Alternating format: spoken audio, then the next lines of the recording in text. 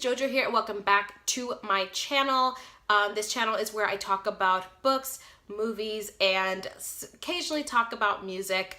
All my socials will always be in the description box below, and I do post videos every Wednesday and Friday. So, but to get into what today's video is about, I'm going to be doing a book review on Charlotte Bronte's Jane Eyre. I've been reading this book since in the tail end of the summer. It took me an entire month to read. It is a 500+ page book. So it is the first, and I would say the first tome book I have read in a very long time, and I am glad that I did. So before I go into the spoiler part of the book review and my thoughts, I will tell you what the book is about. It says, orphan Jane Eyre grows up in the home of her heartless aunt, where she endures loneliness and cruelty, and at a charity school with a harsh regime.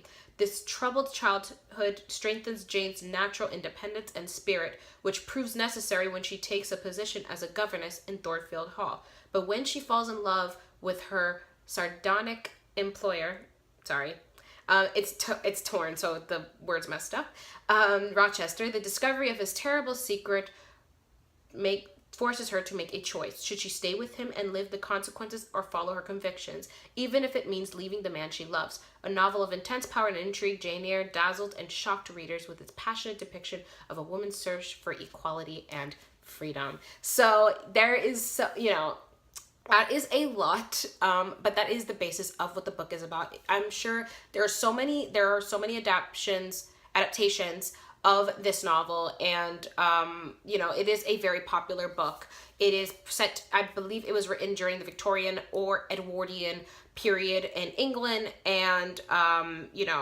it's just, this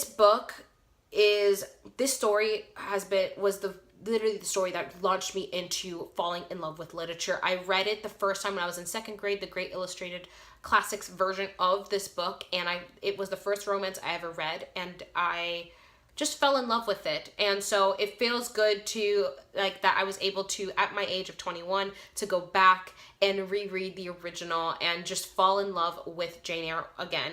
If you have not noticed, obviously I loved this book. It is my favorite. I will tell you that it is a book that, even though the writing prose is very fluid and very easy to understand for anyone, either if you're a reader, an avid reader, or a non-reader, it is something that is easy to go through. But there are so many layers to this novel, which is why it is 500 pages, because it's just so much more than a romance. But I will go into that in the spoiler part of this review. But anyway, I will tell you guys I highly suggest to read it if you have not yet. And it's just excellent. Anyway, so without further ado, we're going to go into the spoiler part of this video. So if you've not read Jane Eyre, I highly suggest, or have seen films, I highly suggest that you do not continue to watch. But those of you who chooses to stay, hello. Anyway, so I will go into several parts that I loved. I love Jane Eyre because it is very much true. The way that she shows her independence and her freedom through her thinking and her spirit, and the ambitious way that she is, not necessarily career-wise, but in the enlightening of her as an individual. I found myself in her so much, and that is a big reason why I love this book, because I see so much of Jane Eyre. I really connect with her on that. I love that she is not a feminist Joan of Arc powerful woman who's trying to push through. It's those characters, not that those characters aren't great, they're actually really cool and fun to read, but I think Jane Eyre is a lot more realistic shows through the way that she is, shows a lot more of a realistic approach of how we can kind of be different from societal norms, our subtle ways of how we can fight against the oppressive gender system. And it's just, she does it in so many ways. She does it in the way that she refuses her cousin Joan Reed through marriage, the way that she refuses to be Mr. Rochester's mistress because of the way that she feels about integrity and faith. I love the way that she is critical of the Church of England and the way that schools that the schooling for young children were at the time. And I even love the way that she fought back against her oppressive aunt. And I also love the fact that the way that she grows in time, it shows her from a very rebellious child into someone who accepts the system but isn't passive. She's not a passive character. If anything, she just in her subtle ways figures out a way to find herself and stay an individual, despite all the heaviness on top of her through with gender, society, and class. I really loved Rochester. I love that he was not a typical love interest. He isn't someone that is easily likable. He is very stubborn. He's very vain. He can be very, very abrasive. But at the same time, you see that in the heart, he is a very broken man.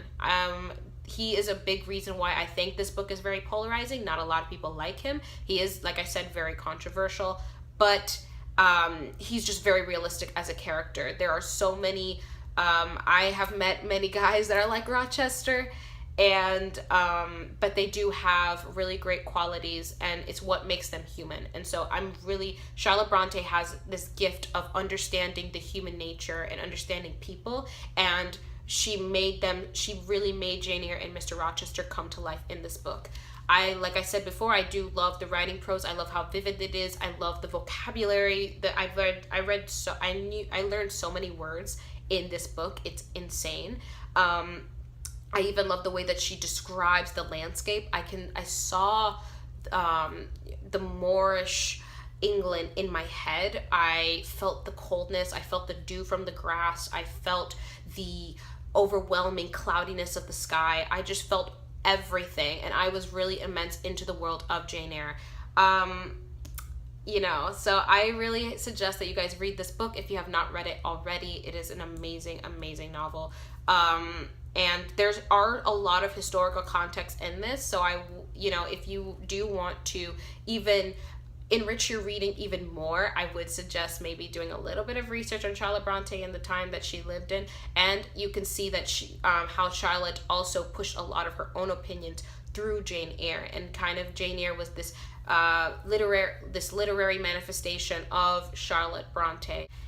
I also forgot to include that there are themes of race in this book, because you have Mr. Rochester's wife, Antoinette, and her brother, Mason, they are the Masons, sorry, Antoinette Mason, whatever, and her brother, who are Creole people, which are people that come from Jamaica. They aren't necessarily, and they're mixed, so there's that, but there's also an implication when John Reed is talking about going to India, because the British did own the British Empire. India was part of the British Empire at the time when this was written, and so he was going there to do missionary work. And the way he describes the Indian people, so people of color in this book are discussed in a very negative light and very nasty and deplorable ways, but that is something that is very normal in old literature. I think that it's that I just wanted to include that disclaimer for those of you guys who, for the faint of hearted, so that you guys know what to expect when you read this book. Personally, I did not get offended by it because it is part of history, and it is known how, and even now, the way people regard people of color, usually that's just the way that they view it. So I would just tell you guys, I just wanted to include that in this review, just so you guys are aware of what you're getting into if you have not read this book yet. But it's just an amazing book. I highly suggest you read it, like I said before. And yeah, so thank you guys so much for watching this video. I hope that you found this review helpful, and I hope that you guys, if you have not read the book, I hope that you would read it. If you have, let me know in the description box below what you guys thought of it. And yeah, so that is it, guys. I will see you guys next time. Bye.